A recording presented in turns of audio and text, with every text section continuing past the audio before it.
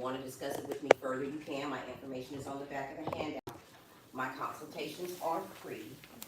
And I also give you a complete summary of everything that we discussed so that you can take that summary, go to your doctor, and see if the things that we're discussing are things that you and he and I can work on together. Okay? So first, I'm just going to introduce you to some of the modalities, right? And modality just means things to do. So, aromatherapy. Like everybody knows, you get an essential oil, you smell lavender. Well, aromatherapy, lavender actually has constituents in it that do things for us, right? It relaxes us, right? Um, Things like lavender, rosemary. Bugs don't like them. It repels bugs, but it also does things to lift our mood. It can help us. It's antiseptic, so if you were to get a mosquito or a sting or a cut, you could actually put lavender on that, and it would be just as good as cleaning it out. So there are things all around us in nature that can do these things for us, right?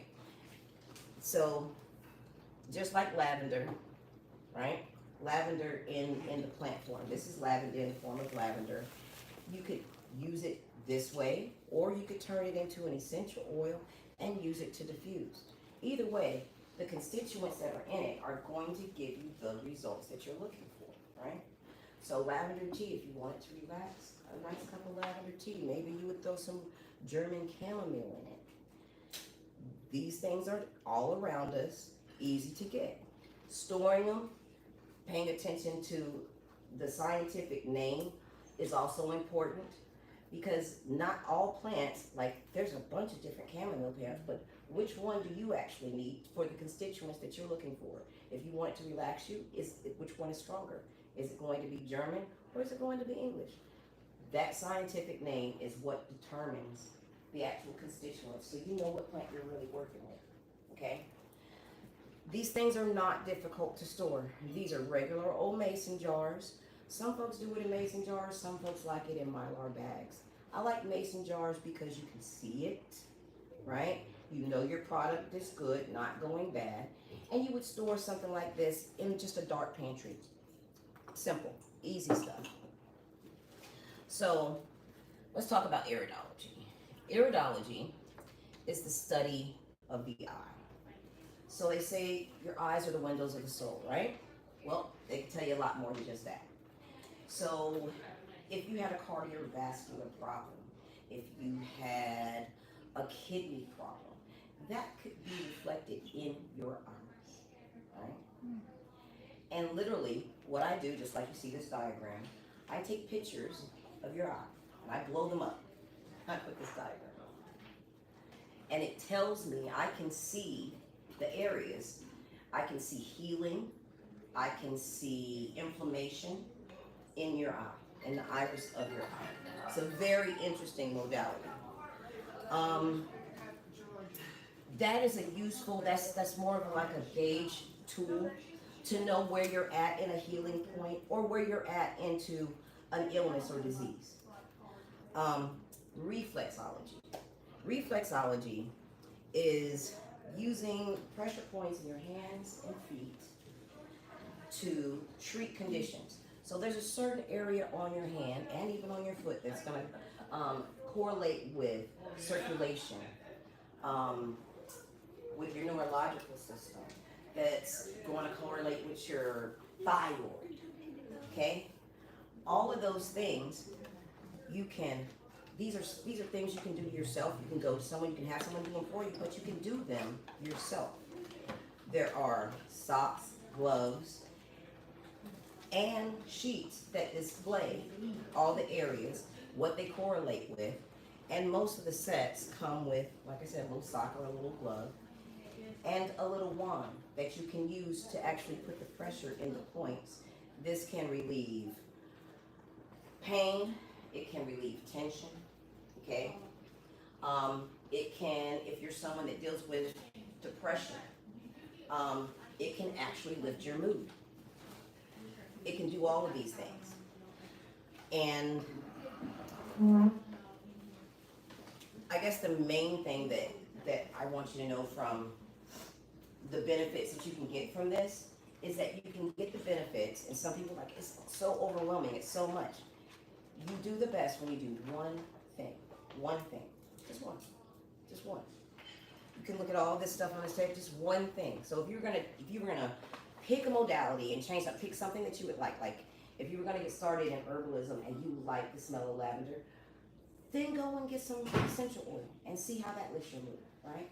Study one thing, try one thing, implement one thing at a time. That's it, that's all.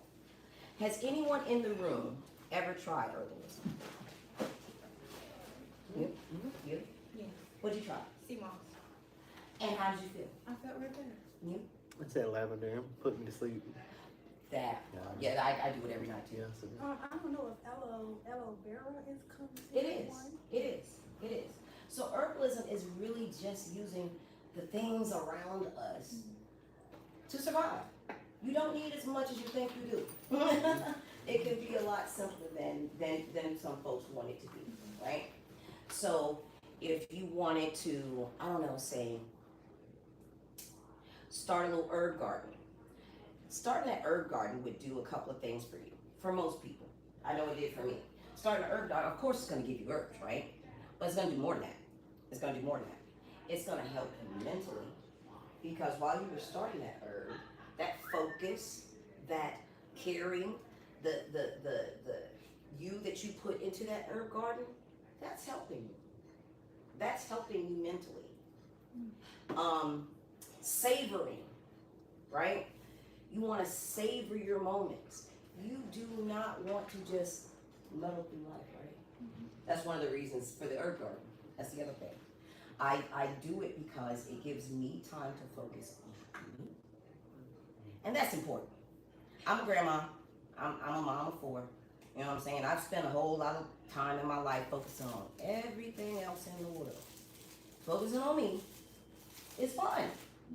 It's fun. It's enjoyable, right? I enjoy the moments. I enjoy spending time with my grandkids. I enjoy all of that.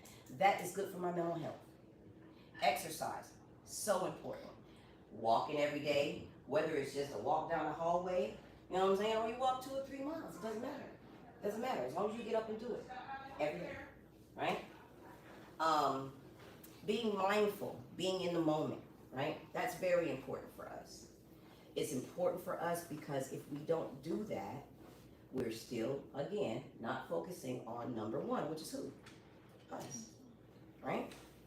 So my part in a whole health system is focused on self-care and preventative health, okay?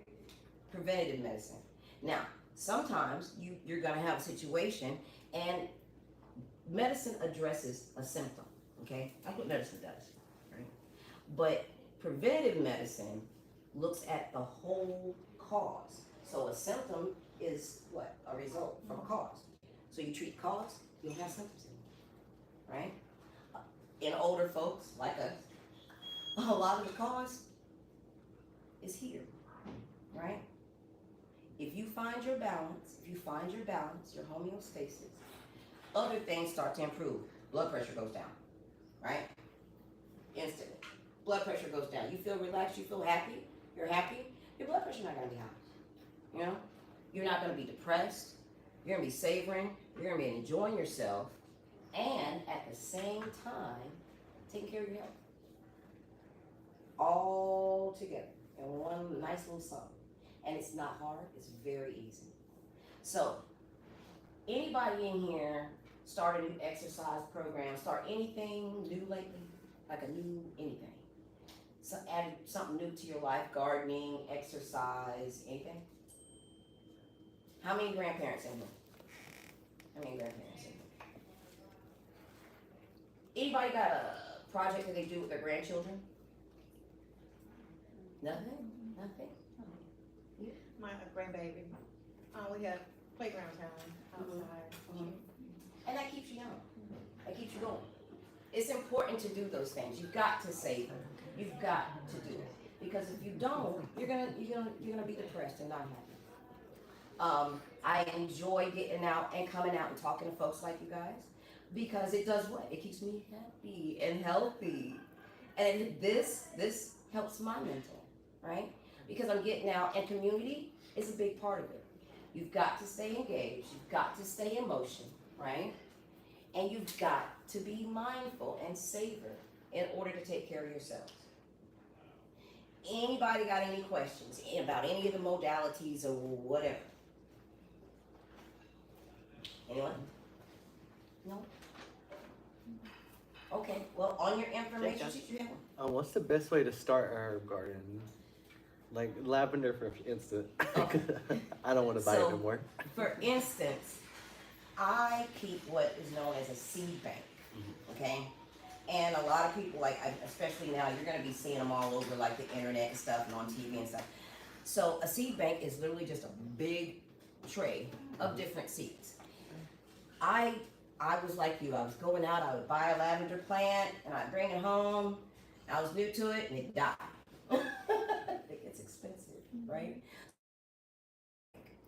And I read up, I taught myself some stuff, and then I have continual lavender out of that seed bank. I can fill my seed bank back up with what I grow in my yard. My yard is, I only grow food. That's the only thing. I grow food and herbs. I don't like flowers necessarily unless I can use it to, I don't know, do Bach flower remedies or something like that. But useless flowers, I don't do that. I grow food in my yard, so I grow onions, potatoes, I grow basil, I grow parsley, I have chamomile, I have lavender, I have aloe, I have all of those things because I use them every day. That's how I survive. That's how I live. I have chickens. I've got 10 Brahmas in my yard. I have my own eggs. My homeostasis for me looks like self-sustainment. Get some seeds. Stop going to the store and spend your money buying that. Get some seeds. You know what I'm saying? Matter of fact, I'll give you a little link and hook you before I leave. Get some seeds. Get some seeds. That's the way to go. Anybody else? Any more questions? Yes, ma'am. Yes, ma'am. Yes, ma'am. Now I am located in Fayetteville, but I'm not that far away, and I don't mind traveling. Okay. All right. It has been great, you guys. I'm still gonna be down the hall if you want to come talk to me. Okay. With any questions. Thank you. Thank you. Thank you, ma'am. Thank you guys.